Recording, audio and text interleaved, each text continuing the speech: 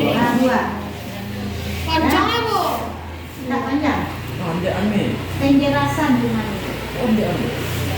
Ya, silakan dipahami dulu baru disampaikan. Ini contohnya. Penjelasan juga. Ini dulu baru dijelasin. Silakan dibaca dengan jelas, di depan jelas. Lalu nanti silakan dijelaskan ya. Baca dulu dalam hatinya. Nanti baru kita mulai 2 menit. Karena habis waktu kalian nanti. Oke? Nilai. Dia bacakan dulu, kemudian nanti mereka jelaskan kembali satu seorang. Nah, nilai apakah ini, dan kalian juga harus bisa. Kalau kurang lengkap nanti ibu minta satu kelompok yang cepat menunjuk kanan yang akan menjelaskan. Dialah kalau betul dia dapat minta. 3. Nah, kita mulai. Ya. Baca dulu. Iya. Kok tuh lah jalan? Nah, 1, 2, 3 baca. Silakan dibaca dengan jelas di depan kelas. Menurut teks cerita sejarah pribadi, kalian sudah memahami bagaimana menulis teks cerita sejarah seseorang atau bahkan pribadi bukan. Apabila kalian akan menulis teks cerita sejarah tentang seseorang atau bahkan menulis teks cerita sejarah tentang hal yang harus kalian dipersiapkan adalah menentukan peristiwa sejarah atau peristiwa yang terjadi di masa lalu.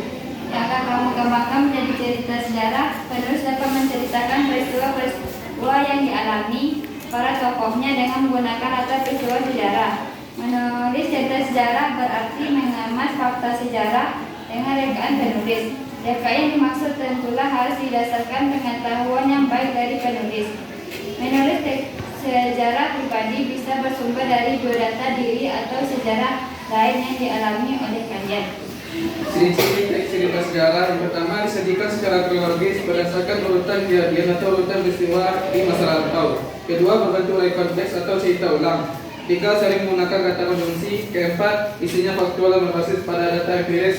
Dan yang kelima, struktur teksnya kronologis dan urut. Nah, sekarang waktunya untuk menjelaskan. Silakan menjelaskan. Waktu tersisa 30 detik. 3 detik lagi, 30 detik.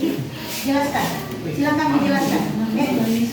Nah, ganti dulu boleh? Yang lain 5 ya.